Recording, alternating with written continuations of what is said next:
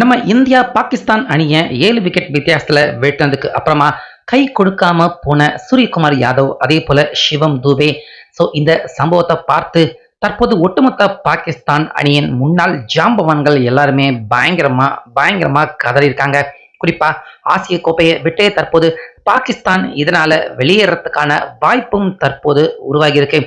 அப்படி நேத்து நம்ம இந்தியா செஞ்சதுக்கு இன்னைக்கு பாகிஸ்தான்ல நடந்திருக்க அந்த அதிர்வலைகள், பாகிஸ்தான் கிரிக்கெட் வாரியம் அவங்க என்னென்னலாம் பிரச்சனை தற்போது சந்திக்க ஆரம்பிச்சிருக்காங்க. முக்கியமா ஜாம்பவான்கள் எல்லாருமே பாகிஸ்தான் அணியை பத்தியும் அதே போல நம்ம இந்திய அணியை பத்தியும் என்னதான் சொல்லியிருக்காங்க அப்படின்னு டீட்டெயிலா இந்த வீடியோவில் பார்க்கலாம். வீடியோவுக்கு ஒரு லைக் மட்டும் கொடுத்துருங்க. நம்ம இந்திய அணி தொடர்ந்து பாகிஸ்தான் அணியை கடந்த காலங்கள்ல ரொம்ப ஈஸியா எளிதில் இந்தியா பாகிஸ்தான் ஆட்டம்னாலே ஒரு சுவாரஸ்யம் இல்லாத ஈஸியா இந்தியா தாண்டா ஜெயிக்க போகுது அப்படின்னு எல்லாருமே நினைக்கிற மாதிரி தான் ஒவ்வொரு இந்தியா பாகிஸ்தான் ஆட்டமும் நடந்துகிட்டு இருக்கு. நேத்து நடந்த மேட்ச் கூட பாத்தீங்கன்னா அதே மாதிரி தான். பாகிஸ்தான் முக்கி தக்கி கஷ்டப்பட்டு 9 விக்கெட்டுகளை இழந்து வெறும் 127 ரன் மட்டுமே எடுத்தாங்க. முக்கியமா ஷாஹின் அஃப்ரிடி கடைசி நேரத்துல அவர் 33 ரன் அடிச்சு கொடுக்கலைன்னா 100 கூட தொட்டிருக்க மாட்டாங்க பாகிஸ்தான். இப்படி இருக்க இந்த ரன்னை சேசிங் பண்ண வந்த நம்ம இந்திய அணி 16 ஓவர் கூட முழுசா விளையாடல. அதுக்குள்ள 131 ரன் எடுத்து 3 விக்கெட் தான் இழந்தாங்க. 7 விக்கெட் வித்தியாசத்துல ரொம்ப ஈஸியான அபாரமான வெற்றியை இந்தியா அடைஞ்சிருந்தாங்க. இந்த ஆட்டம் இந்தியா ஜெயிச்சதுக்கு அப்புறம் தான் ஹைலைட் ஆன விஷயமே. பொதுவா மேட்ச் முடிஞ்சிருச்சுன்னா இரு அணி பிளேயர்களும் சக பிளேயர்களும் கையை கொடுத்துக்கிட்டு உள்ள போறது தான் நம்ம எல்லாருமே இது வரைக்கும் கிரிக்கெட்னாலே பார்த்துருக்கோம். முக்கியமா அந்த மேட்ச்ல இரு பிளேயர்கள் அவங்க 2 பேருக்கும் இடையே மோதல் ஏற்பட்டா கூட 2 பேருமே கையை குலுக்கிக்கிட்டு தான் போவாங்க. நம்ம எல்லாருமே நிறைய வாட்டி நிறைய ஆட்டங்கள்ல இந்த மாதிரியான விஷயங்களை பார்த்துருக்கோம். ஆனா நேத்து சூரியகுமார் யாதவ் அந்த வின்னிங் ஷாட்டை அவர் அடிச்சாரு. அடிச்சதுக்கு அப்புறமா பாத்தீங்கன்னா நேரடியாக சிவம் தூபே அதே போல சூரியகுமார் 2 பேருமே அவங்க கையை குலுக்கிக்கிட்டு நேரா டக் அவுட், அதாவது ட்ரெஸ்ஸிங் ரூமை நோக்கி போக ஆரம்பிச்சிட்டாங்க. இந்த சம்பவத்தை பார்த்து தான் தற்போது ஒட்டுமொத்த ஜாம்பவான்கள் எல்லாருமே நம்ம இந்தியா மேல கடுமையாகவும் காட்டமாகவும் பேச ஆரம்பிச்சிருக்காங்க. முக்கியமா ஷோயிப் அக்தர் எந்த மேட்ச் நடந்தாலும் பார்த்தீங்கன்னா உடனடியாக ஃபர்ஸ்ட் அவருடைய கருத்தை வெளியிட்டுவாரு. இதுல நம்ம இந்தியா பாகிஸ்தான் அணியின் பெயர்கள் எல்லாருக்குமே கை கொடுக்காம போனதை பத்தி அக்தர் அவர் ஃபர்ஸ்ட் என்ன சொல்லியிருக்காரு அப்படின்னா, இந்தியா இப்படி செய்யக்கூடிய ஒரு நாடு கிடையாது. இந்தியா எதையுமே ஒரு பெருந்தன்மையாக எடுத்துக்கக்கூடிய நாடுதான். ஆனா இந்தியா இப்படிப்பட்ட ஒரு நேரத்துல கூட அவங்க கை கொடுக்காம, அதாவது பாகிஸ்தான் பிளேயர்களுக்கு அந்த வின்னிங் மூமெண்ட் முடிஞ்சதுக்கு அப்புறமா கை கொடுக்காம அவங்க போறாங்க அப்படின்னா இந்தியா எந்த அளவுக்கு அவங்க பாதிக்கப்பட்டிருக்காங்க, எந்த அளவுக்கு அவங்க வலிய உணர்ந்திருக்காங்க அப்படின்னு இந்தியாவுடைய இந்த செயல்ல இருந்து பார்க்க முடியுது. கண்டிப்பா இந்தியா இந்த விஷயத்துல அவங்க மிகப்பெரிய அளவுல பாதிக்கப்பட்ட இடத்துல இருக்காங்க. அதனாலதான் அந்த வலியோட அவங்க இந்த மாதிரி கை கொடுக்காம போயிருக்காங்க. ஏன்னா பொதுவா இந்தியா பெருந்தன்மையா நடந்துக்கக்கூடிய நாடு, அவங்க இப்படி எல்லாம் செய்யக்கூடிய ஒரு நாடு கண்டிப்பா கிடையாது. ஆனாலுமே அவங்க இப்படி செய்யறாங்கன்னா இதுக்கு பின்னாடி இந்தியாவுக்கு இந்த விஷயத்துல, அதாவது இந்தியா பாகிஸ்தான் பிரச்சனையில அவங்களுக்கு எந்த அளவுக்கு வலி இருக்கு அப்படின்னு தன்னால உணர முடியுது அப்படின்னு அக்தர் யாருமே எதிர்பார்க்கல. இரு நாட்டுக்குமே பாத்தீங்கன்னா சம பேலன்ஸ்டான ஒரு கருத்தை தற்போது அக்தர் ஆட்டம் முடிஞ்சதுக்கு அப்புறமாகவே உடனே பாத்தீங்கன்னா அக்தர் அவர் சொல்லியிருந்தாரு. அதே போல பாகிஸ்தான் முன்னாள் மிகப்பெரிய ஜாம்பவான் வாசிம் அக்ரம் அவர் பாத்தீங்கன்னா நேற்று மேட்ச் நடக்கிறப்பவே அங்க கமெண்ட்ரி பாக்ஸ்ல வர்ணலை ஆகவே அங்க இருந்தாரு வாசிம் அக்ரம். இந்த சம்பவம் நடந்த உடனே அங்க பக்கத்துல பாத்தீங்கன்னா ரவி சாஸ்திரி இருக்காரு. ரவி சாஸ்திரி கூட சேர்ந்துகிட்டு சீனியர் பிளேயர்கள் எல்லாருமே டிஸ்கஸ் பண்ணுவாங்க. அந்த இன்சிடென்ட்ல அப்பதான் பாத்தீங்கன்னா வாசிம் அக்ரம் நம்ம இந்தியா மேல கோபமான கருத்தை அவர் வெளிப்படுத்தியிருக்காரு. அதாவது இந்தியாவுக்கும் பாகிஸ்தான் இடையே 2 பேருக்குமே அரசியல் ரீதியான பார்டர் ரீதியான மோதல் பிரச்சனைகள் இருந்தாலும் இப்ப வேற நாட்டுக்கு 2 நாடுமே விளையாட வந்திருக்காங்க. இந்த இடத்துல இந்தியா பாகிஸ்தான் இடையே இருக்கிற அந்த பிரச்சனைகள் எல்லாத்தையுமே ஒத்தி வச்சுட்டு ஒரு விளையாட்டு உணர்வோடு தான் இந்தியாவும் பாகிஸ்தானும் இந்த இடத்துல விளையாட வந்திருக்காங்க. இப்படி இருக்க இந்த இடத்துல இந்தியா அரசியல் ரீதியான பிரச்சனையும் இந்தியா பாகிஸ்தான் இடையே இருக்கிற மோதல் ரீதியான பிரச்சனையை வெளிப்படுத்துற மாதிரி சூரியகுமார் சிவம் துபே 2 பேருமே செஞ்சிருக்க கூடாது. விளையாட்டு உணர்வோட விளையாட வந்த அந்த இடத்துல விளையாட்டு உணர்வை மட்டும்தான் வெளிப்படுத்தணும். இந்த மாதிரி அரசியல் ரீதியான மோதல் ரீதியான பிரச்சனையை விளையாட்டுக்கு உள்ள இந்தியா கொண்டு வந்தது ரொம்ப பெரிய தவறு.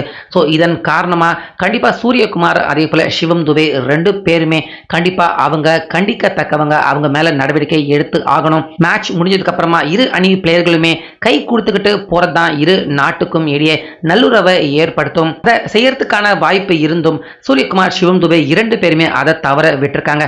கண்டிப்பா இது கண்டிக்க கண்டிக்கத்தக்கது அப்படிங்கிற மாதிரி வாசிம் அக்ரம் பேசியிருந்தாரு.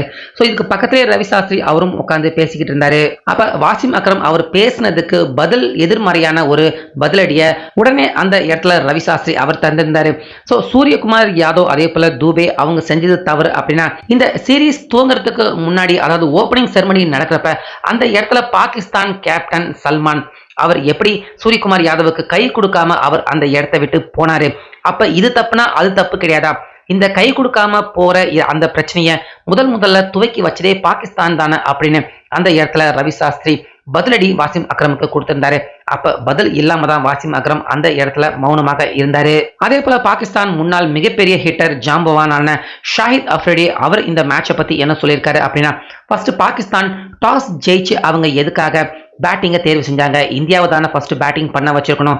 இந்த மைதானத்துடைய ரெக்கார்டும் அதுதான் சொல்லுது. ஸோ சல்மான் கேப்டன் அவர் செஞ்சது ரொம்ப பெரிய முட்டாள்தனம். அவங்க இந்த மேட்ச்ல மோசமா தோல்வி அடைஞ்சதுக்கும் அதுதான் காரணம். ஆனா தோல்வி அடைஞ்ச ஒரு டீம் வலி வேதனையோட இருப்பாங்க. அவங்க கிட்ட வந்து இந்தியா அவங்க ஷேக் ஹேண்ட்ஸ் கொடுத்து அவங்க மனதை ஆறுதல் படுத்துறதுக்காக தான் இந்த மாதிரி ஷேக் ஹேண்ட்ஸ்க்கான அந்த விதி முறையே கிரிக்கெட்ல கொண்டு வந்தாங்க. ஸோ ஏற்கனவே தோல்வி வழியில இருக்கிற பாகிஸ்தான் பேர்களுக்கு மேலும் அவங்கள புண்படுத்துற மாதிரி இந்தியா அவங்க கை கொடுக்காம போனது மிகப்பெரிய தவறு. இது ரொம்ப பெரிய அளவில் கண்டிக்கத்தக்கது. கண்டிப்பா இந்தியா இதுக்கு பதில் சொல்லியே ஆகணும். முக்கியமா சூரியகுமார் சிவம் துபே 2 பேருமே கண்டிப்பா இதுக்கு அவங்கள தண்டிச்சே ஆகணும் அப்படிங்கிற மாதிரி ஷாஹித் அஃப்ரிடி நம்ம இந்திய பிளேயர்கள் கை கொடுக்காம போனதுக்கு தண்டிக்கணும் அப்படிங்கிற மாதிரி அவருடைய கருத்தை சொல்லியிருக்காரு. அதே போல கடைசியா இன்சமாம் உல் ஹக் பாகிஸ்தான் அணியின் முன்னாள் கேப்டனான இன்சமாம் உல் ஹக் அவர் சொன்னது என்ன அப்படின்னா, பாகிஸ்தான் அணிக்கு ஆசிய கோப்பையும் தேவையில்ல, வேற எதுவும் தேவையில்ல, ஒழுங்கா இந்த தொடரை கேன்சல் பண்ணிக்கிட்டு பாகிஸ்தானுக்கு வந்து சேர்றது தான் சரி அப்படிங்கிற மாதிரி இன்சமாம் உல் ஹக் சொல்லியிருக்காரு.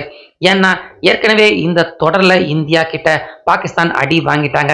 இனி கண்டிப்பா பாகிஸ்தான் சூப்பர் 4 சுற்றுக்கு தகுதி பெறுவாங்க. அந்த சுற்றுலையுமே கண்டிப்பா இந்தியா கூட மோத வேண்டிய நிலைமை ஏற்பட்டது. ஸோ அங்கேயுமே கூட இந்தியா கிட்ட பாகிஸ்தான் அடி வாங்க தான் போறாங்க. அங்கேயுமே அவங்க கை கொடுக்காம பாகிஸ்தானை அவமானப்படுத்த தான் போறாங்க. ஒருவேளை இந்தியாவும் பாகிஸ்தானும் ஃபைனல்ல மோதனா கூட அங்கேயும் பாகிஸ்தான் தான் மோசமா தோல்வி அடைய போறாங்க. அங்கேயும் கை கொடுக்காம பாகிஸ்தான் அணியை இந்தியா அவமானப்படுத்த தான் போறாங்க. இதெல்லாம் தற்போது பாகிஸ்தான் டீமுக்கு தேவையா? இதுக்காக ஆசிய கோப்பை ஆட்டம் விளையாடுறதுக்காக நீங்க துபாய்க்கு போனீங்க.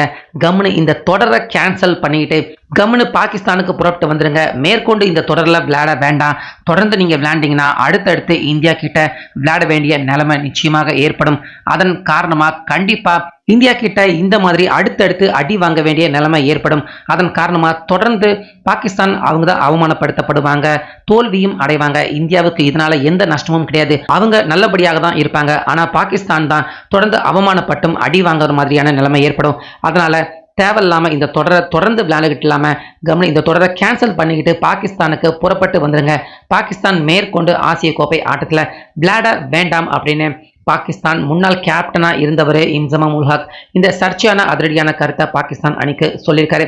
ஸோ ஓவராலா நம்ம இந்தியா பாகிஸ்தான் அணி அவங்க கிட்ட ஜெயிச்சதுக்கு அப்புறமா கை கொடுக்காம போனது மிகப்பெரிய பிரச்சனை, மிகப்பெரிய அதிர்வலைய பாகிஸ்தான் நாட்டுக்குள்ளேயும் முக்கியமா பாகிஸ்தான் ஜாம்பவான்கள் எல்லாருமே அலற ஆரம்பிச்சிருக்காங்க நம்ம இந்தியா கை கொடுக்காம போனதுக்கு. ஸோ நம்ம இந்தியா கை கொடுக்காம போனது இந்த விஷயம் சரிதானா, இல்ல பாகிஸ்தான் மாதிரியான டீமுக்கும் அந்த மாதிரியான நாடுக்கும் கண்டிப்பா நம்ம இந்தியா செஞ்சது சரிதானா இல்ல தவறா? உங்க கருத்து என்ன அப்படிங்கிறத கமெண்ட்ல சொல்லுங்க.